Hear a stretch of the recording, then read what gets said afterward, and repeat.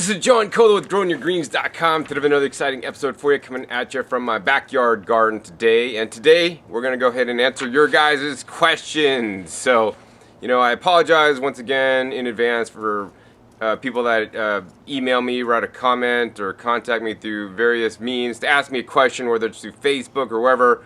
I get so many inquiries, and I apologize. I just can't answer everyone.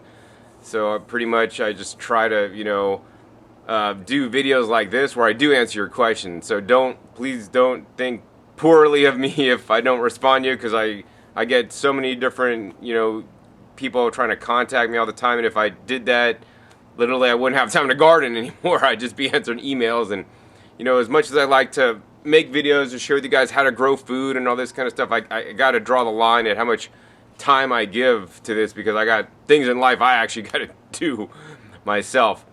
So anyways, if you do want to ask me a question that may appear in a video like this, there's two ways to best do that.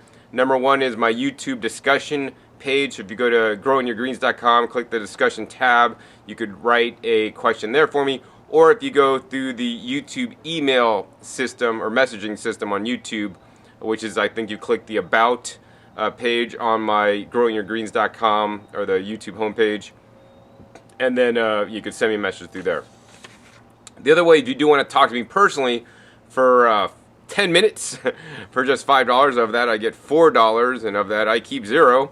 The $4 actually goes to pay other people on the Fiverr network to get my videos transcribed so that more people could have access to my videos, whether they speak foreign languages, and YouTube will automatically translate those into foreign languages, or for the hearing impaired. So I thank you guys that have supported me in that. And yeah, that's one way you could talk to me for 10 minutes and ask me any questions. I may not know the answer, but I'll tell you if I don't, and I'll give you my best answer and best opinions about things. So I will post a link down below to my Fiverr campaign so that you guys could do that. In any case, let's get into today's questions. First question is from Chris M. Quick question. Is it okay to grow 2 pepper plants together? I have started some seeds and it kills me to pull out the extra seedlings. Is there any benefit to growing 2 plants side by side as one plant, or should I just sacrifice the weakest? That's a good question. So I got pepper plants right here in some 6-packs, and you guys could see a lot of these have a single, and then here in this side there's a double. And so what am I going to do in this 6-pack? I'm just actually going to plant both of these. Some people might say, well, John, if you plant 2, then there's not enough nutrients in there and one's going to suffer. But look at this. Literally in this 6-pack, I don't know if you guys could see that, the tallest plant is the one that actually has 2 in there, and it's actually already starting to bud out and flower and produce in there. And so, while common gardeners and people have always recommended, oh yeah, always sacrifice the weakest one so you can only grow 1, I don't like to sacrifice things if I don't need to, especially a plant that looks healthy, that's doing pretty good. Now, of course, if there's like a runt and it's just really not doing well and it's just attracting bugs or whatever and it's like half the size, then I might pull it. But oftentimes I like to give living things a chance and just see what happens, right? One of the things that I really strive to do is, in the garden, this is my lettuce garden in the springtime, doing really well. I try to really strive to have the best soil, right? Now, if you're growing like in the soil that's in your ground and maybe put a little bit of compost and some stuff in there and it's maybe not the most nutritious, you might want to sacrifice one whole plant, right? In the case, in my opinion, based on my experience, when I have really rich soil, probably some of the richest soil in my city, I don't have a problem with planting 2 plants because I know there's so much nutrition in the soil that the plants will take up whatever they need. And I try to, when I transplant the ones that have 2 plants, try to separate their roots out a little bit. So they could go different directions and figure out. I mean, they're going to be like husband and wife living together, right? But anyways, yeah. So I mean, I leave it up to you, and I encourage you guys to experiment, right? Try it with 1, try it with 2, see what happens. I think every time it's just going to be a little bit different based on the soil conditions, how you're growing them, and just the plants in general. The other thing I would mention, if you do see 2 seedlings starting to pop up, right? If you catch them young enough, just separate them and then put them into different, pots so that you can grow 2. That might be the best idea instead of having, 2 pop up in one, tray. All right, next question is, Jessica H. My husband and I moved to Vegas in November from Virginia. I have a raised bed and have been composting. I've watched hours of your videos about what grows in Vegas, but I don't know when to plant each item.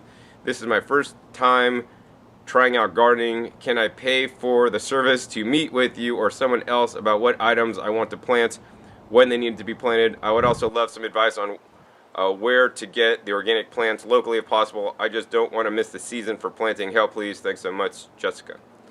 All right, Jessica, so I apologize. I don't do any kind of consulting. That's not what I do. I do make videos and share everything I know on the videos. You could also sign up for a Fiverr campaign. Pay me $10 and pay me $5 and I'll talk to you for 10 minutes, or pay me $10 and I'll talk to you for 20 minutes, and you could pick my brain and I'll tell you what you could do. But other than that, I don't go to anybody's houses and do all these different kind of things. But there are people in town that will do this. I don't know that I'd necessarily recommend any of them. There's also people in town that teach gardening. I kind of, like the way that I garden, and I think it works fairly well. I basically, when I first, started living in Vegas, I went around to all the different people teaching gardening and kind of took what I needed from each person and kind of incorporate that into my own, plus what I've learned in California. I would recommend you check out the Facebook group, Las Vegas Gardening Club. Check them out on Facebook. There's some really helpful people there, people that have been gardening for a long time, have a lot of experience, and you could ask them questions there, see what they're doing, and see what they're starting, and see what they're planting. The other thing I would recommend is the UNR, University of Reno Agriculture Extension Office. They have, basically planting guides on what to plant things. Also, Leslie Doyle has a good book on growing tomatoes and other vegetables in Las Vegas and the times to plant them. Basically, for me, there's two planting seasons for the most part. There's my summer planting and my fall/winter planting. My summer planting, I'm planting now. I started planting actually late February, but now is a good time. March, plant all your summer crops out. So, I like to focus on the crops that are going to do really well. Things like okra, eggplant, peppers do really well. I also do some cherry tomatoes, and then a lot of different leafy greens. I do Swiss chard, dinosaur kale, a lot of different herbs. Little basil does really well. And, a lot of other plants that you can't necessarily buy in plant starts that I have videos on. Some of my favorite greens, the ashitaba, Janera procumbens, Egyptian spinach. They all do really well in the summer heat. And watch my videos for others.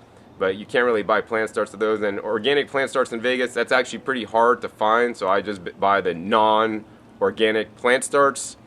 Certain brands, I tend to trust some of the local brands. I go to Star Nursery, although their plants are not always of the highest quality.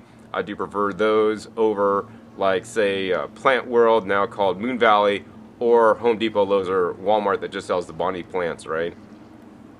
Although if Home Depot or Walmart or Lowe's has a sale on the Bonnie plants for super cheap, which they normally do every spring, I'll probably load up on a bunch because I always have space to grow things. But also you could start your own seeds. At this point it's a little bit late to do that for your summer season now, but you could do it for your winter season or fall/winter season. And so the time to plant summer's now, time to plant winter is when your summer stuff comes out. So sometimes I pull some plants out early, like my tomatoes aren't performing well, or the okras at the end. I'll pull those out and then plant my fall/winter garden that I keep through the winter until it's springtime again. Then I'll eat all this stuff, harvest it, and then I'll pull it out and plant my summer stuff. So the bed actually right on this side of me that you guys can't see where these pepper starts are, this is all going to be planted out in peppers just maybe tomorrow. Actually, I should be planting them today, but I'm making this video for you guys. I felt like it's a lot easier just to sit and talk to you guys instead of work today. Taking a day off anyways. So yeah, that, and then, the other thing I drive to California to get plant starts, because honestly plant starts in Vegas are quite expensive in my experience, and also maybe not the highest quality. So I go to CPG nurseries, and actually that's where I got a bunch of plant starts that are really good quality. They always do well. The majority of the lettuce in this bed is from CPG, and their plant starts are just really healthy. And I mean, there's no substitute for healthy plant starts, because if you get unhealthy plant starts, like some of the ones I've gotten from Star Nursery that have brought in insect infestations in my garden before, you're not going to be successful. And I want you guys to be successful, right? So go direct to the grower if you can. I mean, I take a trip to LA maybe once a month, just to hang out and and get plant starts and do other things, right? So I hope that helps you out. Yeah, once again, check that garden club on Facebook. Lots of cool people there. You know, I hope to be more involved with that, and hopefully they have some like kind of meetup groups where gardeners could get together and, you know, give presentations and all this kind of stuff on that group as well. That's probably the best networking of gardeners in Vegas that I've been aware of. All right, next question is from Scott Hayden. Thanks for your videos, John. Quick question. I have a bed I would like to put in some edibles. It's on the east side of my house, but it is completely shaded by trees. I tried some mint, but it did not grow well as I hoped. Any suggestions for a low light edible in the 6A area? Thanks. All right, Scott, so I don't have any experience in growing this 6A, sorry. But I will say I do have a lot of experience growing in low light situations. You know, I have lots of areas in my garden here, and I really enjoy microclimates, right? If it's a microclimate maybe next to the fence, you know, next to your house, under a tree where it's more shaded. I mean, use those microclimates to your advantage, especially if you guys are, you know, have mostly full sun. Some things don't like full sun. You can't grow those because you need to kind of maybe grow it next to the house or, you know, under the shade of a greenhouse, you know. And some things grow better in different places, right? Some things don't like full sun for 8 hours in the middle of the heat of 120-degree weather, right? So I kind of keep it in the greenhouse and keep them open. They don't get as much direct sun, and they do better, you know. For example, my Miller Stockton aloe vera. But basically for shady spots, what I recommend are two things: greens and herbs. Herbs and greens. And you're going to experiment with different ones, right? Now, they're not going to be the most productive because, you know, my collard greens in full sun are going to produce more, but they'll grow, right? I mean, in a nice shaded spot near my house, I have things like some different herbs. Oh, I actually have mint over there. That grows really well. Oh, I actually got some goji berries. I wouldn't recommend that in 6A. But I'd recommend green. So maybe some things like lettuces, kale, collards. This is the one that's going to work for sure if you want edibles, right? Grow some edible weeds. I have a really good video. I'll post a link down below of my friend Katrina Blair. We talk about edible weeds. And guess what? Weeds grow everywhere, man. They don't need sun. They're also going to be very potent, you know, nutritionally. And they're really strong plants. And so, you know, you really got to go out of your way to, you know, get weeds not to grow in your garden. So if you're having challenges growing standard vegetable crops, grow some weeds. And hopefully the deal that I set up with Katrina is still going on. You buy her book, which is an amazing book, talks about all the most common edible weeds that are around anywhere that has disturbed soil, anywhere in the world.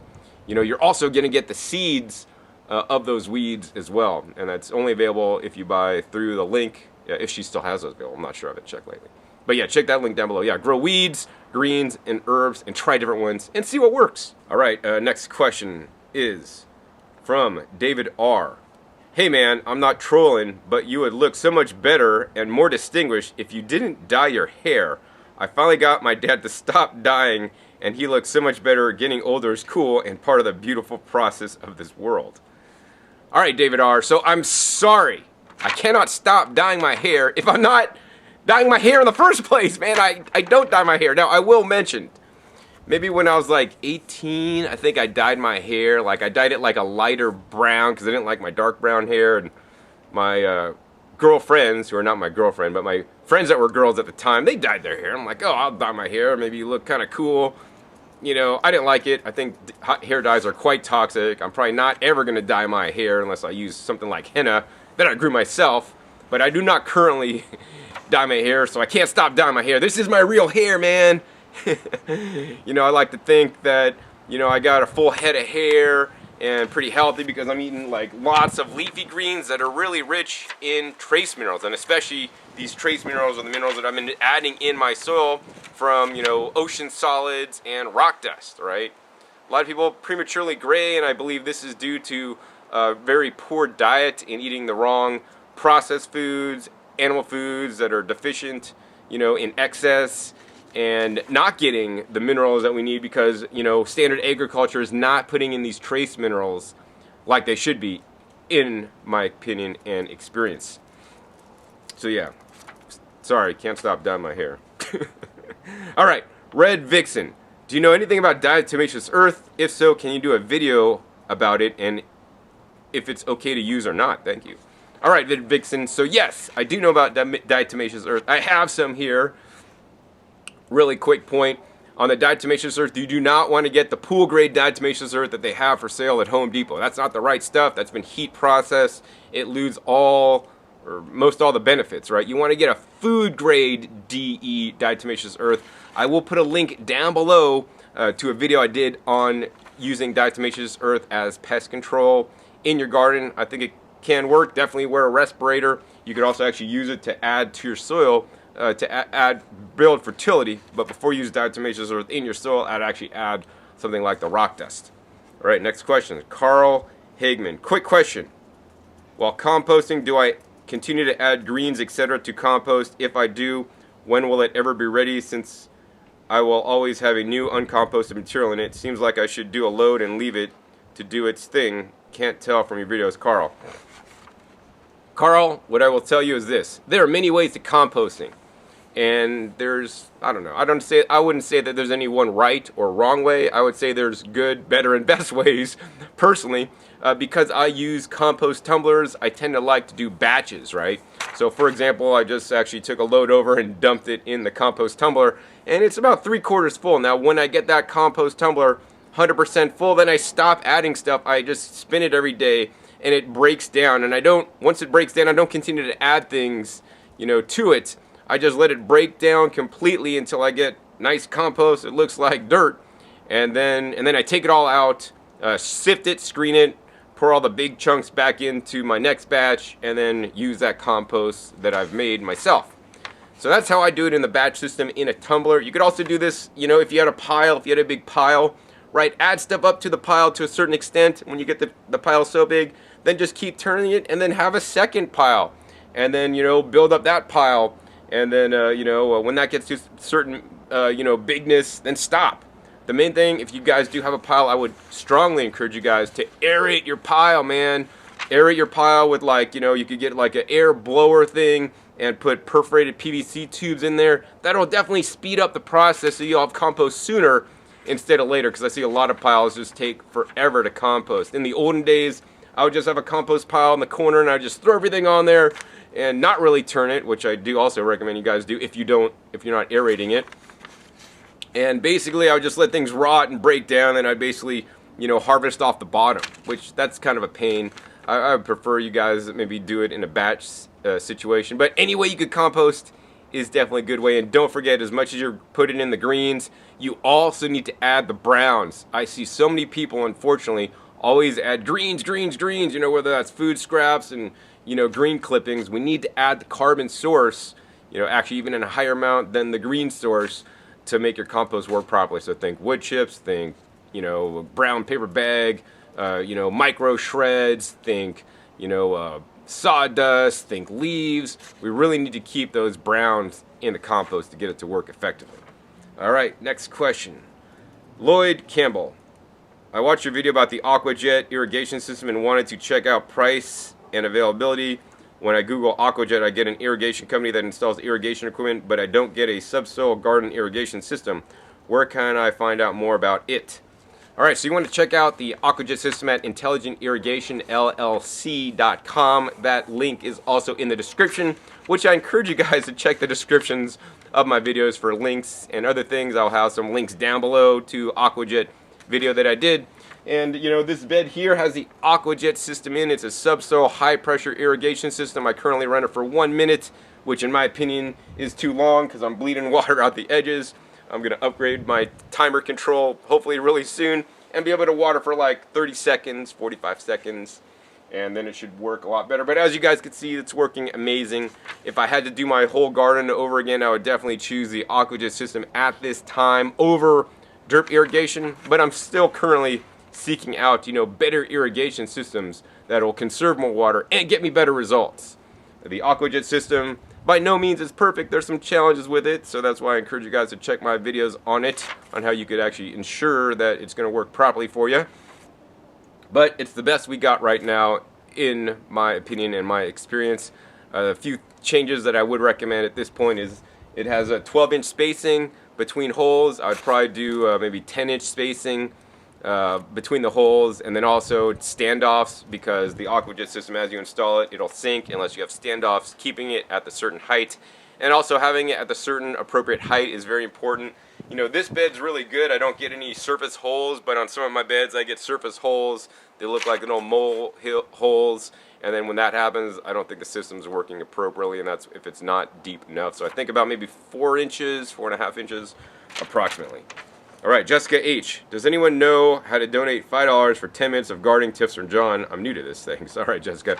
Check the description right down below. There's a link to the Fiverr campaign. Otherwise, you could go to Fiverr, Fiverr.com and search for garden coaching. All right, this is an interesting name. Kit Surubami. John, or anyone reading, is it safe to juice and drink mature pinto bean plants, leaves, stems, roots? Does anyone know a resource where I can find information on which common plants are edible or not? I'm tempted to try the universal plant edibility test to find these answers, but this will only tell me if it causes immediate problems. Why do I want to drink pinto bean plants? Because the seeds are so cheap and it's just fun. I love growing all plants. All right, so number 1, I do not recommend eating anything that you are not completely sure about that it is edible, right? That's number 1. I don't want anybody to get sick from the information that I share. I mean, all my lettuce plants, even when it's bolting, even when it's still a bit bitter, I'll still eat it, right? I don't think that's a problem. I don't eat my lettuce roots, and there's people that are into all kinds of crazy stuff in the garden and the bedroom. I'm not in that all kind of crazy stuff. Well, at least in the garden, and eating and trying eat things. You know, I do know that there are some things that are actually quite toxic, especially when they've been juiced and concentrated. So, for example, buckwheat greens. You can eat buckwheat greens, you know, whole buckwheat greens. They're great for you, right? And you're probably not going to have any major challenges unless you're eating them each and every day. Now, I don't recommend that either. I always encourage you guys to rotate your diet, right? In the next couple months here, I'll be eating lettuce. And then the whole summer off, guess what? The whole summer, I'm going to actually have a lettuce-free life because I can't grow lettuce in the warm summer heat here in the desert. I guess I could, but it's not worth the trouble. So I'm going to take lettuce off. So I'm going to be eating a lot of lettuce now and then no lettuce later. And that's all right, right? I want you guys to always change up what you're eating because every plant food has different kinds of nutrients, plant phytochemicals and phytonutrients that are very important, but also plant toxins, whether that's kale. And, you know, people say they have goitrogenic properties and all this kind of stuff, which that's a whole nother topic I'm not going to get into, or the oxalates and the spinach and the chenopodium family, right? We want to balance these out and not always eat kidney bean sprouts if they're edible, which I don't recommend you guys eating those, or whatever you're going to want to eat. Always rotate and eat different stuff. Eat seasonally. Eat what's growing in your garden seasonally. That's what I try to do. And then I'd always encourage you guys to eat something a little bit different. That's number 1. Number 2, so let me get back to the buckwheat greens. So, yeah, if you juice buckwheat greens, you can get numb in the fingers. And people that are into animal husbandry know this, and that's why they don't feed buckwheat, you know, greens or maybe even the seeds in high volumes to animals because it can cause some significant challenges.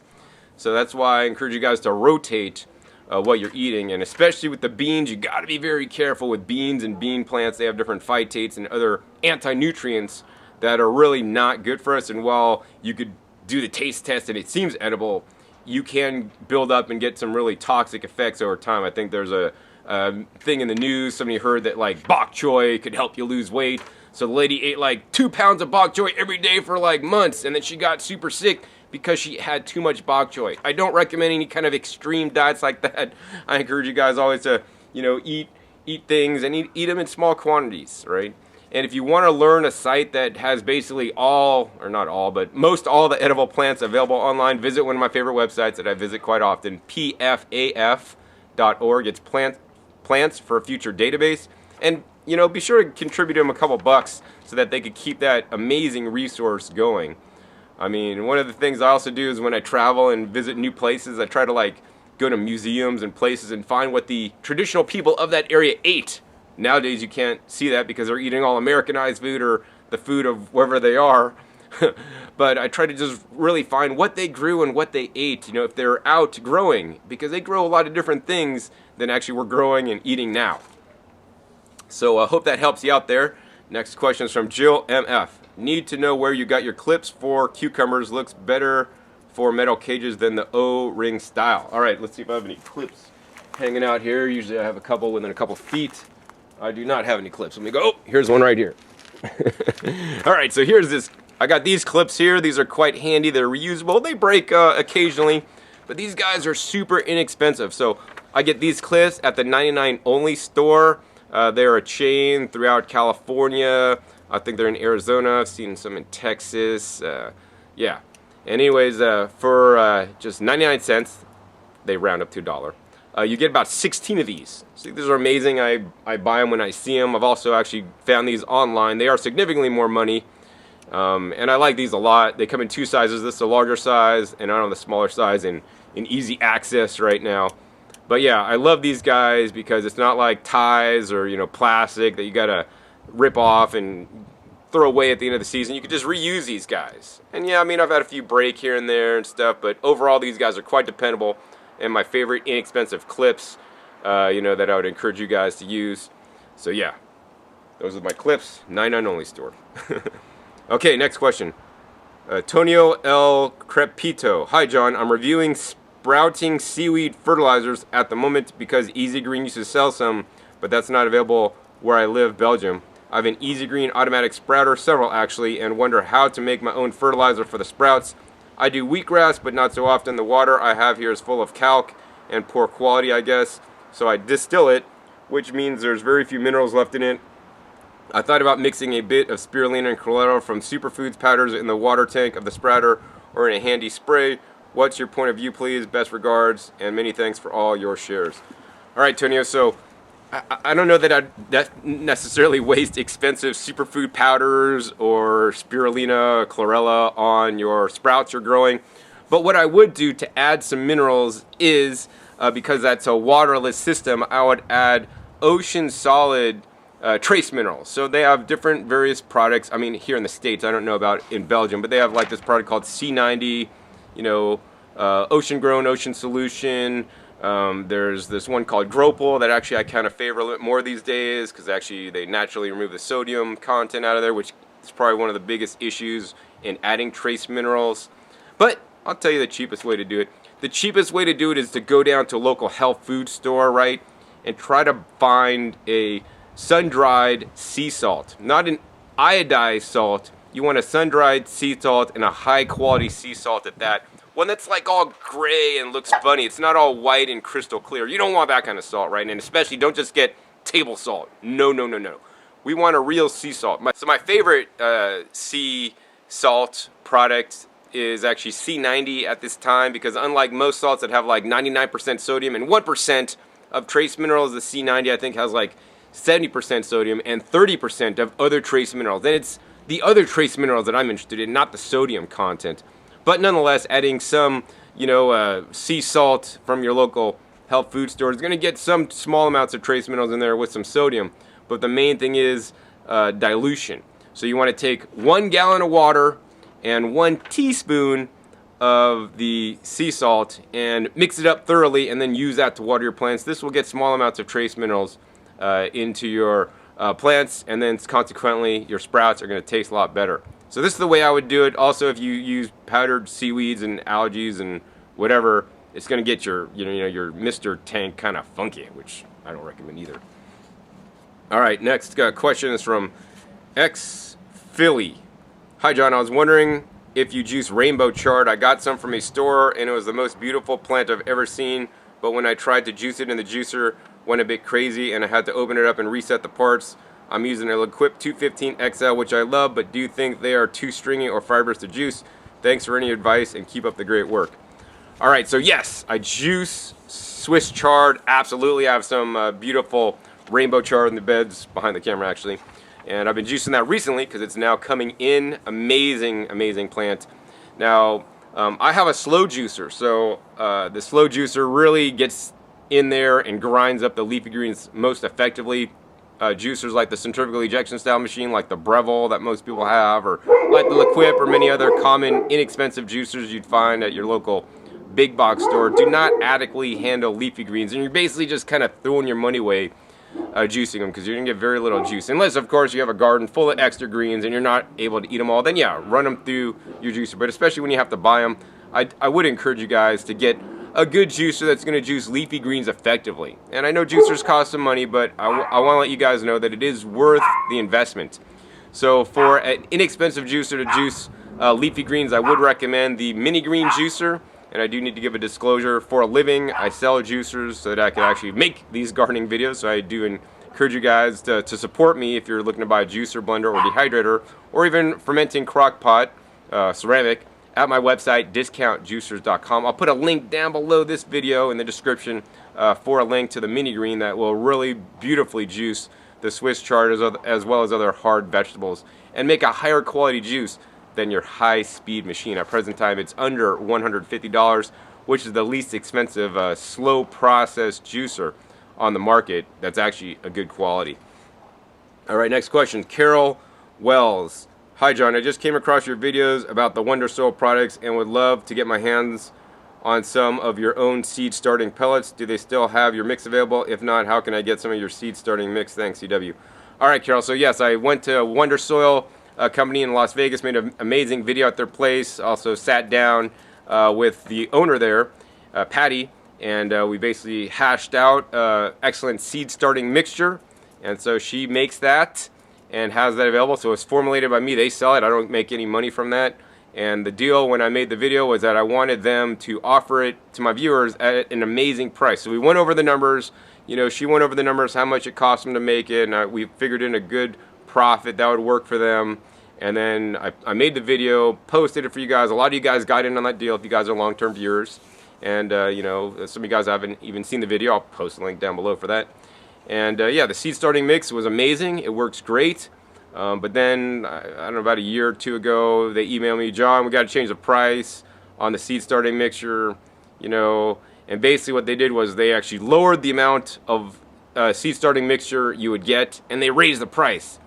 So I wasn't too happy about that, you know. I mean, minimally they should have kept the package size the same. And yeah, if they got to increase the price a little bit because of shipping costs change and all this kind of stuff, that's cool, but they kind of significantly raised the price and lowered the quantity, which I wasn't too happy about. But, you know, whatever. They could do whatever they want. They're their own business.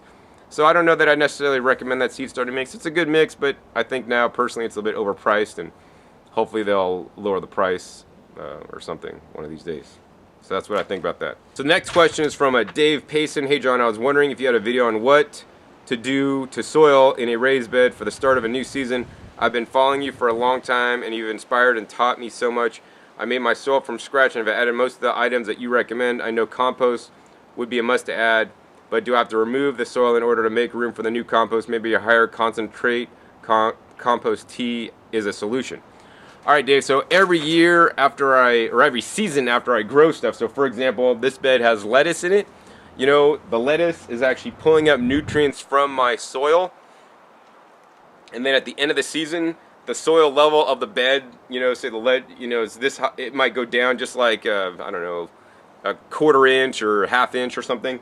The soil level sinks down because everything kind of gets compacted and nutrients break down, earthworms are in there eating organic matter and whatnot. So then basically after every season, I top it off with just like, you know, half inch, quarter inch, 1 inch of new mixture. So what I do was I basically just make up a whole new batch in the wheelbarrow. You probably can't see it way over there. And I just take, you know, compost, maybe some Dr. Earth's soil, bag soil, along with the compost I make, along with some rock dust, along with maybe some zeolite, some biochar, some John and Bob's organic products, some earthworm castings. I'm using Worm Gold Plus currently, some soil humates. I mean, I got the mealworm castings. I got all kinds of basically different things I add into this mixture, mix it all up, and then top this off to basically refresh the bed with new nutrition. Now, the thing I want to remind you guys about is that even though the lettuce plants are pulling nutrients out of the soil, the other thing to remember is that all the organic matter you're adding, so i.e. compost, and as long as you have good biological activity in there, you know, the biology in there, the microbes, the bacteria, the fungi, arthropods, earthworms, they're basically all converting the organic matter that's sitting in there into new fertilizers 24 hours a day, 7 days a week, provided, you know, you got good climatory conditions, like it's not too hot in the middle of summer, they're not drying out, you got a good, you know, weather conditions, you got a good moisture level, and you're keeping them happy with constant supply of food, whether that's the soil-based trace minerals like the rock dust, or the organic matter. They're making nutrition for you. So this is how a forest works, right? So I want to try to get out of that mentality like, oh, I got to always add fertilizer or create fertility. Yes, while I do top off my beds, there's a ton of fertility in my soil right here, and it's constantly making more. I do like, actually, after I harvest everything, top it off with my soil mixture, and then replant my new plants. I will also invigorate with some Boogie Brew compost tea in there to basically get more microbes and ensure there's microbes in there that are then able to go in there and convert more of that organic matter, the rock dust, and different materials into nutrition for my plants. So that's my answer to that one. All right, last question. All right, down to the last question. Kay Gobin, John, I'm sure this is only one of a million messages you get per day, but I really have a question that probably only you can answer objectively. I'm new to the whole hydroponics things, but I'm looking as a means of trying to eat healthier and provide much healthier food to my family. I'm a disabled vet, so needless to say, money is tight, thus I'm coming to you for your opinion. Is it really more economical to utilize a compost tea in growing hydroponics when compared to a 20-20-20 fertilizer mixture? Are the yields comparable? Probably stupid questions to ask, but when I look at Boogie Brew website, their prices for compost tea are astronomical when compared to fertilizer pricings.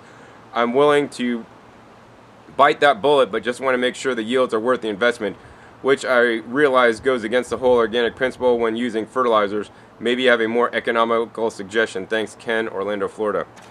All right, Ken, so this is a touchy subject and a touchy question because I know a lot of my viewers might object with my answer, right? And how I'm going to answer is this.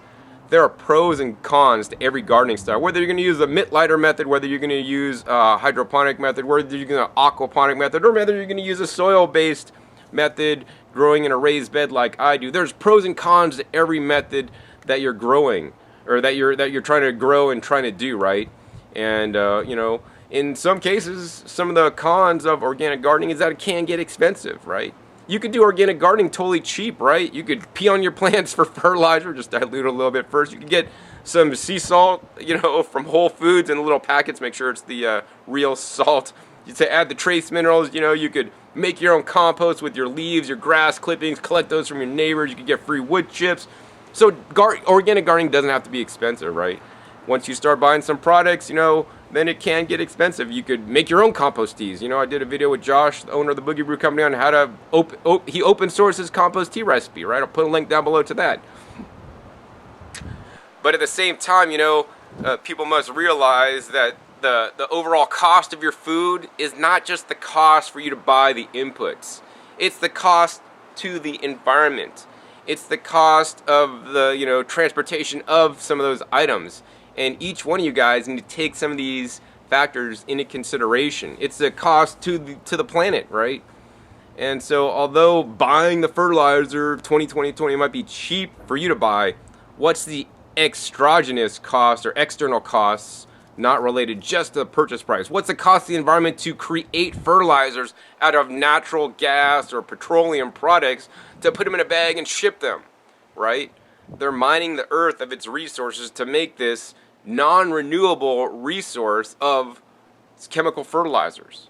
But on the other flip side, you know, they're inexpensive, right? Now, I do not believe they will grow the highest quality food because standard 20-20-20 or 10-10-10, 15-50-15 fertilizers, they focus on 3 main minerals, and some of those fertilizers may have up to 16. But I put, like, you know, 70 to 90 different trace minerals in my soil, and I'm building a soil bank, just like I answered in the first question before this, is I'm building my soil up so now it makes its own fertility so that I can stop buying importing stuff. Now I'm still making my own compost and add that, and I still add some rock dust, but to top off this whole 4-foot by 16-foot bed, it might take maybe 10 to 5-gallon buckets of stuff per season, which I could easily make compost, and then I don't even use that much rock dust once I got it initially filled to add, and then maybe I spray it with some compost tea. So once you got up and running, it's not that expensive, right? So, I mean, overall, hydroponics also has its pros and cons, right? And yes, I eat hydroponic food in the off season. I don't actually grow hydroponically yet. I think that's coming up pretty soon, I think. You know, and I think that's better than, you know, conventional food that's been sprayed and all this kind of stuff. But I really would encourage you, you know, to grow in soil. I mean, this is how nature works. We're not trying to make a man-made system to duplicate nature, to make it better and all these kind of things. I would encourage you guys to have a soil garden, a soil in-ground garden, not even a container garden or a tower garden, all these kind of things. Soil in-ground garden that's connected to the earth, that's grounded. And there's something to be said about grounding your plants and not growing them in containers or off the ground and all this stuff, because that's a whole other topic that I actually haven't had a video on yet. It's coming up. But yeah, so while the cost may be less expensive in the get-go, you know, in my opinion, you're not going to produce as a healthy food. Now, the other thing, which you mentioned, is using, you know, compost tea versus, you know, conventional 20-20-20 fertilizer to feed hydroponic setup. Now, certain hydroponic setups, you know, you can get away with using compost tea as your fertilizer, like if you have like a coconut coir medium, but if you're just growing in a rock wool or, you know, just net pots or with like hydroton, I would not recommend doing like compost tea. Your system is going to get so nasty, so smelly, and so clogged up really fast. So you pretty much, that dictates that you got to use some non-organic kind of like mineral salt fertilizers for it to work, because once again, that's a man-made system working outside the confines of how a natural system would work. Now, that would not be my first choice, as I had mentioned, but it will be less expensive. And will the yields be different, comparable? I mean, yeah,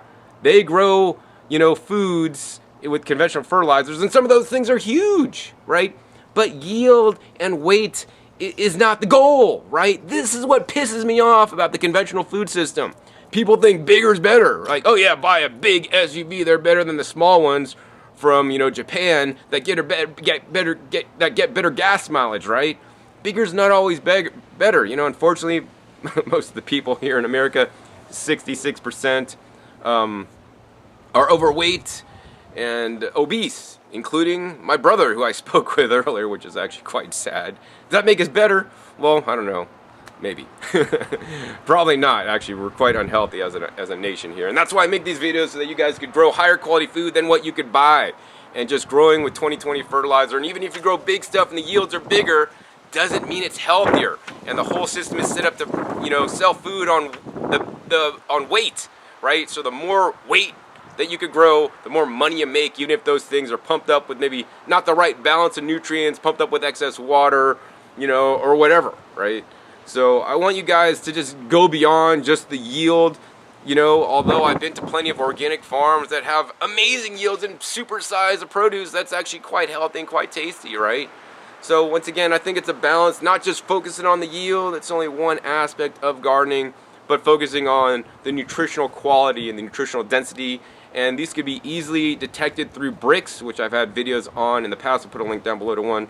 And then also can be easily detected by our taste buds. The better a food tastes to us, more than likely, the more nutritious it is, right? And when I taste some of this lettuce, it's simply amazing.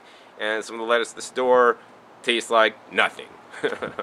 So yeah, so as much as it could be cheaper, and you could probably have higher yields, you know, in a pure hydroponic water-based system with synthetic fertilizers, because to keep a system hydroponic and organic quite challenging. I would discourage you from doing that. You know, I would encourage you guys to grow on the ground. I think that's always a much safer bet. Orlando has some amazing weather. There's some amazing permaculture farms and organic farms and people, gardeners in that area, so I'd encourage you to get around and check out some people. I'll have some videos coming up soon, actually, because I visited Orlando a little whiles ago, and I have a few videos I did in Orlando, so stay tuned for those. Actually a really cool resource for plants, plant starts down there, and actually visit a really cool guy who's just growing food at his house for him and his family. So yeah, hope that helps you out. Hope that answers your question. I get a little bit wordy a little bit sometimes in these videos, but hope you guys enjoyed it. And once again, I got to get going. It's time to make dinner. I'm going to harvest some stuff, probably make some batch of kale chips tonight and make some dinner and just relax and chill out. Alright, so if you guys enjoyed this Q&A video, hey, please give me a thumbs up to let me know. Also be sure to check my past episodes. I have over 1,100 episodes now, teaching you guys all aspects on how to grow your own food at home. Also be sure to check that subscribe button right down below to be notified of my new and upcoming episodes I have coming out about every 3 to 4 days right now. And yeah, other than that, I want to encourage you guys to get prepared for the springtime. It is here in some places of the country. Plan out your plants, and minimally you should have seeds growing or start planning out how you're gonna be growing some food this season, so you guys could have higher quality food and some of the best food on the planet, the ones that you grew with your own 2 hands. So once again, my name is John Kohler with growingyourgreens.com. We'll see you next time, and until then, remember, keep on growing. All right, this is John Kohler with growingyourgreens.com. Today we have another exciting episode for you, and what we're going to do today for you guys, actually show you guys what I'm growing in my garden this winter time. So we're